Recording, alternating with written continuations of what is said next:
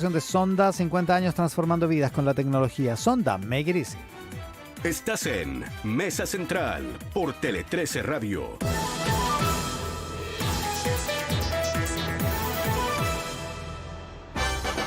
ISA Intervial, conexiones que inspiran. Equifax, Powering the World with Knowledge. Y Bodega San Francisco, creciendo juntos. Presenta el Rat Pack, la mesa de editoras esta mañana acá en Mesa Central. Los lunes junto a Angélica Bulnes. ¿Cómo estás, coneja? Muy buenos días. Muy buenos días. Con invitado el lunes del Rat Pack. Sí, porque como necesitamos un poco de análisis para digerir todo lo que está pasando, invitamos a Cristian Valdivieso, psicólogo, director de Criteria y un extraordinario analista. Eso. Cristian, bienvenido. Muchas gracias, buenos días. Gracias buenos por la invitación. días, Cristian. ¿No es primera vez? No. ¿En el Rat Pack? Sí, ¿no? Sí, yo creo que es primera vez. Ha venido a la radio hartas veces. Algunas veces hemos venido acá, sí, pero no. Bueno, Cristian. ¿Por dónde le entramos? No, partamos como por el análisis general. ¿Cómo estás viendo lo que está ocurriendo con el caso Monsalve? Chuta, a ver, a veces uno cuando le dicen cuál es o le pregunta por el análisis de las cosas, uno tiende a pensar en términos políticos y cuál es el ajedrez que se está moviendo y aparecen las citas a Maquiavelo y todas aquellas cosas que a mí a esta altura me parecen súper absurdas. O sea, yo creo que un análisis ponderado hoy día es un análisis que tiene que ser bien rabioso. Estoy muy molesto en general con el mundo político y con la dinámica que venimos viendo hace ya mucho rato y que ahora de alguna manera se ve exacerbada por esta situación que no es otra cosa que un abuso de poder grosero, grotesco, inaceptable y que la ciudadanía contempla en estado de shock. En estado totalmente de shock. Entonces, si uno se sale un poquitito del caso en particular y mira la política del último tiempo en general y la dinámica que hemos tenido, donde vamos de escándalo en escándalo, de alarma en alarma, de preocupación en preocupación y de estado de shock en estado de shock, uno ve que para la ciudadanía no hay avance alguno, no hay reformas relevantes, no hay cambios positivos y lo único que ve es a un mundo político polarizándose y usando el poder para su uso y abuso y para su propio amaño. Entonces yo creo que esto es la epítome de esta dinámica terrible que estamos viendo y que al final del día, creo yo, nos conduce a que la gente diga ¿para qué están estos personajes gobernando? ¿Para qué están estos personajes parlamentando? ¿Para qué está este mundo político sirviéndose de nosotros? Y bueno, busquemos otras alternativas. Y eso es lo que hace que finalmente la gente diga, ¿sabes qué? Vámonos a buscar, no sé, un atajo al sistema de representación, un atajo al sistema político y que llegue el que llegue y que los mande a buena parte a todos. O sea, ¿tú ves el caso Monsalve como un ladrillo más en esta pared, en esta construcción de separación entre la ciudadanía y la política, por decirlo así? Un ladrillazo, Iván, la verdad, porque acá no además estamos, claro, o sea, podemos entrarle en particular este caso, pero es un ladrillo más, que puede ser un ladrillazo, una casa de ladrillo si tú quieres, pero efectivamente es el uso y el abuso del poder en una dimensión estratosférica.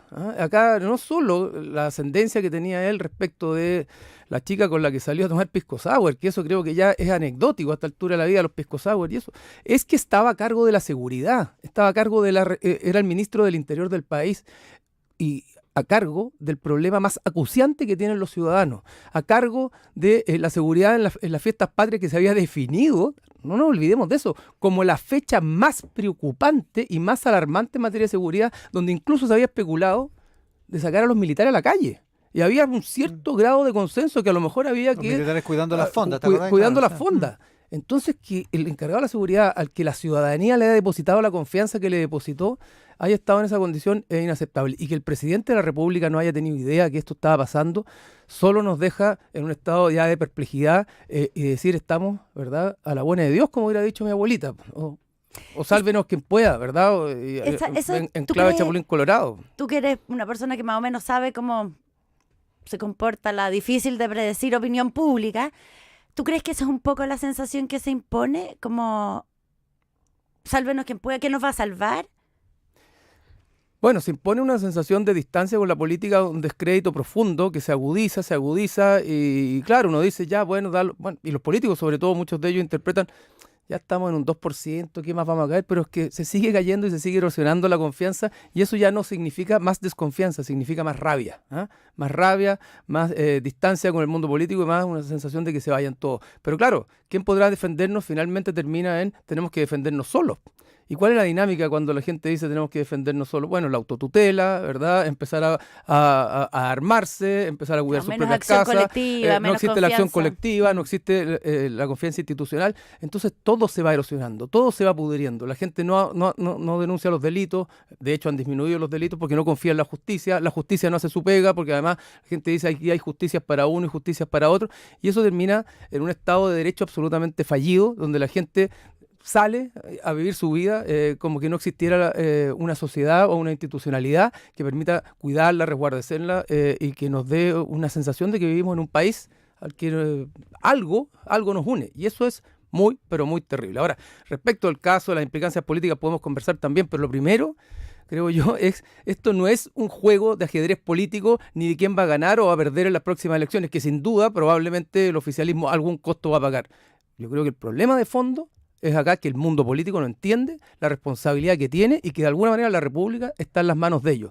Y esa lenidad, creo yo, es parte central del problema en el que estamos. Estamos con Cristian Valdivia, director de Criteria. Tú hablas de lenidad, Cristian, hablas de abuso de poder.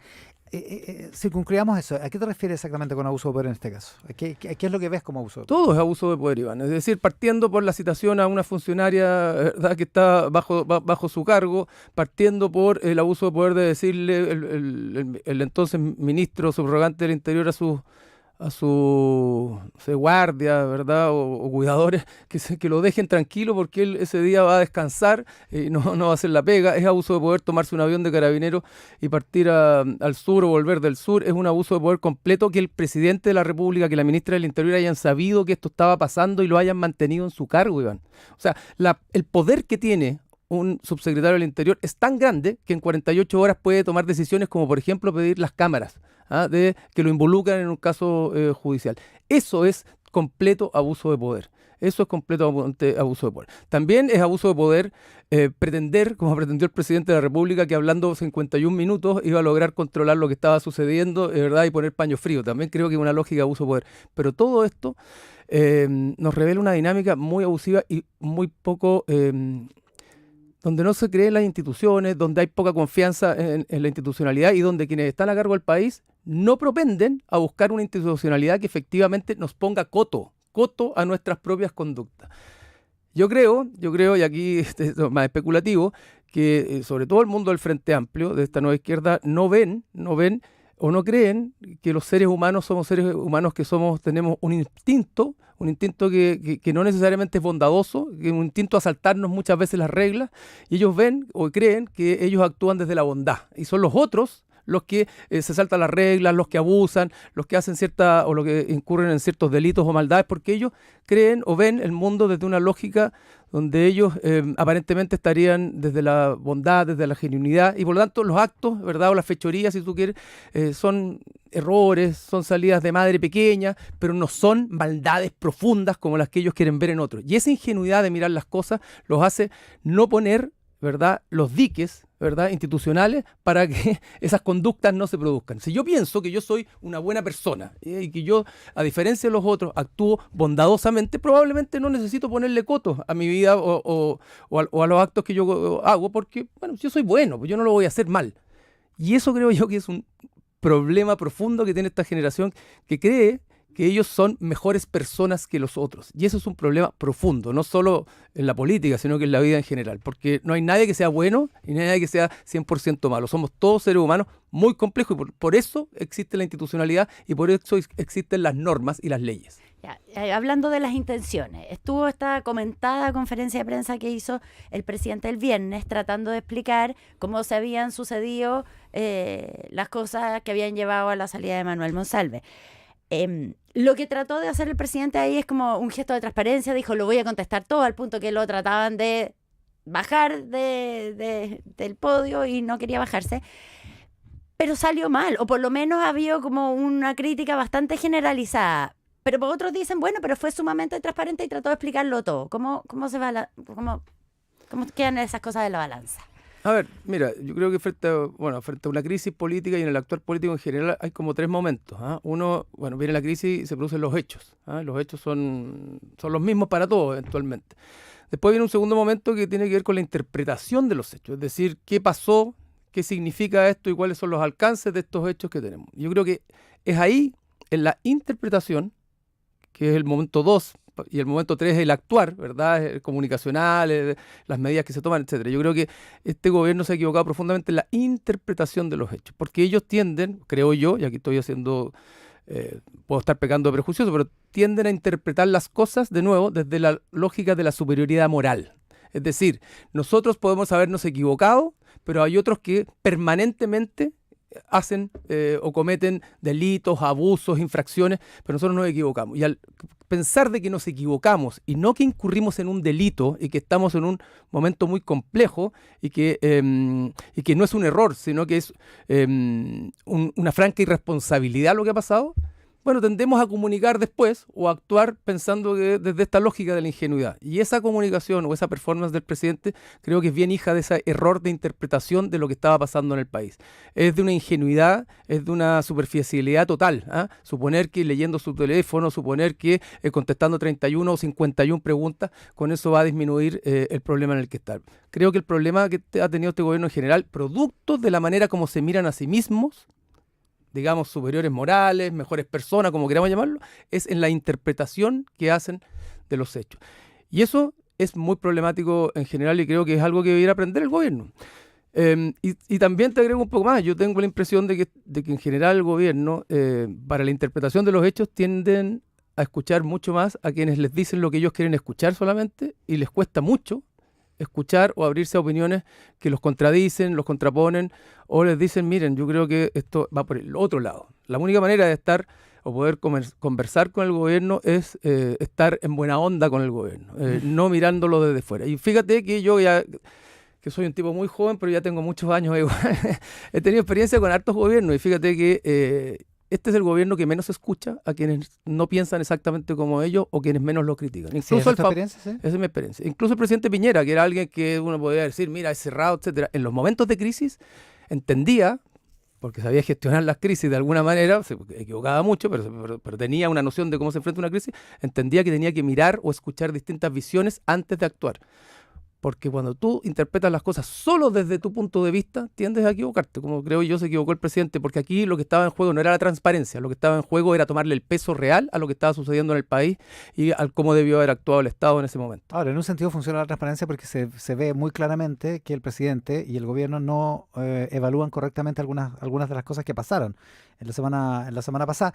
Y probablemente es una buena interpretación. O sea, psicológicamente hablando, claro, es un presidente que piensa de sí mismo que no tiene nada que ocultar y por eso hace ese acto de equilibrismo, digamos, que vimos todos en 50 y tantos minutos, digamos. La pregunta es, ¿cómo lo va a percibir la gente? La gente va a apreciar, este es un presidente que da la cara, por ejemplo, una cosa positiva, o este es un presidente que no tiene idea de dónde está parado.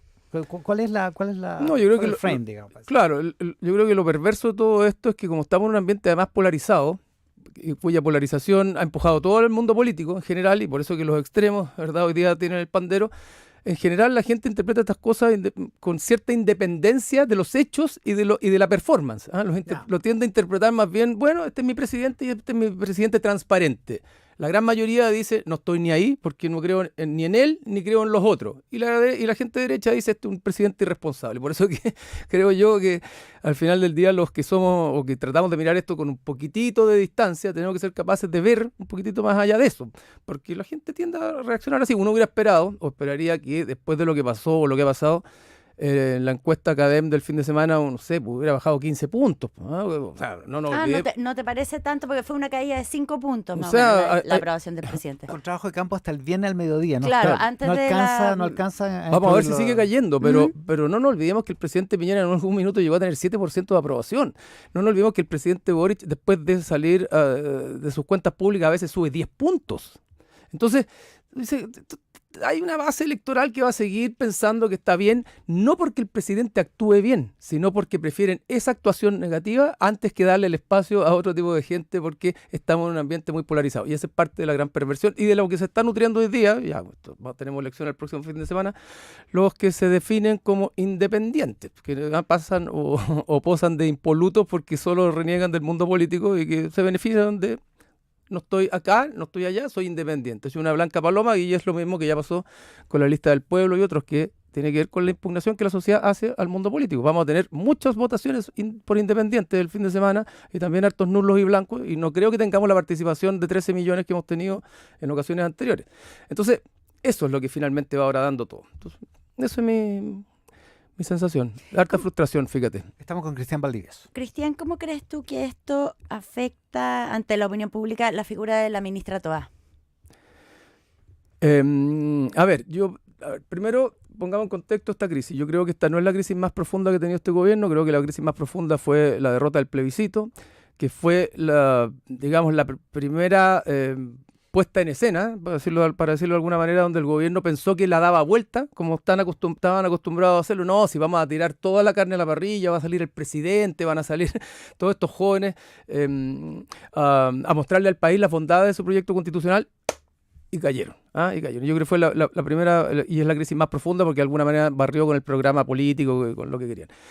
Después vino la crisis de los indultos, que también es una crisis bien profunda porque de alguna manera hizo el presidente algo que estaba totalmente en contra de las subjetividades de la mayoría de la sociedad, que no quería indultos en un contexto de inseguridad. Y viene esta otra crisis, que yo sí creo que esta crisis es una crisis mayor que la crisis de los indultos, por la gravedad que significa, pero también porque la crisis de los indultos, durante los indultos el presidente tomó una decisión que estaba dentro de su marco de posibilidades legales. O sea, el presidente no alteró en nada la ley, la constitución ni nada. Pero en esta crisis no sabemos hasta dónde efectivamente el presidente y la ministra del Interior, teniendo cierta información, no actuaron como debieran haber actuado de acuerdo a la ley. Y por eso creo que esta puede terminar siendo una crisis más profunda que la anterior. Y en ese escenario la ministra Toá queda en una posición muy, muy, muy incómoda, independientemente de cuán involucrada, cuánto haya sabido ella, porque de esta crisis, que el presidente en esa famosa conferencia de prensa donde quiso jugar a la transparencia, terminó instalando la crisis en la moneda, y no solo en la moneda, sino que en el sillón presidencial, y ese es el problema de esa alocución del presidente. Terminó instalando la crisis dentro del gobierno. No sale el gobierno de esta crisis si no es con un cambio de gabinete profundo, y profundo me refiero a los ministros más cercanos al presidente, que tienen que actuar de fusibles para que esto no siga afectando al presidente de la República. El gobierno no tiene ninguna capacidad hoy día de volver a poner agenda alguna, y la manera de empezar a recuperar algo de terreno es generando un efecto importante de imagen y de cambio, porque que se haga cargo de la tremenda crisis en la que están. Y además esto produce una tensión, me imagino, en las coaliciones, porque esto es una crisis que viene del corazón del Partido Socialista, del socialismo democrático. No es una crisis provocada por alguien del Frente Amplio.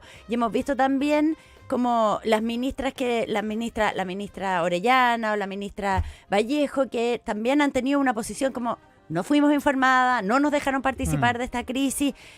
Este diseño fue en interior. Este diseño viene de allá. Como dijo la ministra Vallejo el viernes. No sé si va a producir como una tensión adicional en las coaliciones. Bueno, yo creo que lo está produciendo esa tensión, Angélica. Y también me parece que, de nuevo, no hay espíritu de cuerpo acá. Y de nuevo, no hay espíritu de cuerpo, uno se tira en la pelota versus los otros. Me parece que no hay lealtad en lo que dice la ministra Vallejo ni la ministra Orellana con la ministra del Interior. ¿Cuántas veces el socialismo democrático frente a los errores del Frente Amplio puso la cara, una mejilla, dos mejillas, al punto de actuar casi masoquistamente? Y ahora, bueno, pasa esto y pareciera de nuevo. Nosotros somos las buenas personas, nosotros somos los que nunca nos equivocamos, nosotros somos los que actuamos con la bondad por delante. Son ellos los responsables. Independientemente de eso, efectivamente, esto es una crisis que se gatilla fundamentalmente desde el socialismo democrático. La ministra del Interior era la jefa del subsecretario Monsalve, pero de nuevo, aquí hay un presidente de la República, que es el responsable de su gobierno, y que creo yo que si la pauta de conducta de Monsalve o la acción que tuvo conductual de Monsalve era una pauta, una manera de actuar, ¿verdad? Que no fue solo un episodio específico.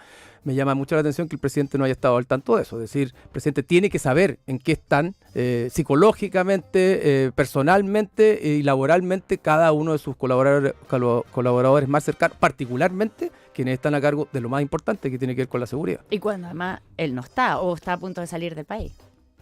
En ese tipo de situaciones. Que es lo que pasaba en septiembre. Claro. Estamos en un sistema presidencial y el responsable último de todo lo que pasa y de quien tiene como ministro, como subsecretario y como equipo de gobierno es el presidente de la República. ¿Tú crees que puede salir toda del gabinete eventualmente? Pero ¿Esto aniquila su posibilidad presidencial? No, yo creo que, bueno, es como un poco anticipado decirlo, pero creo que las afecta profundamente.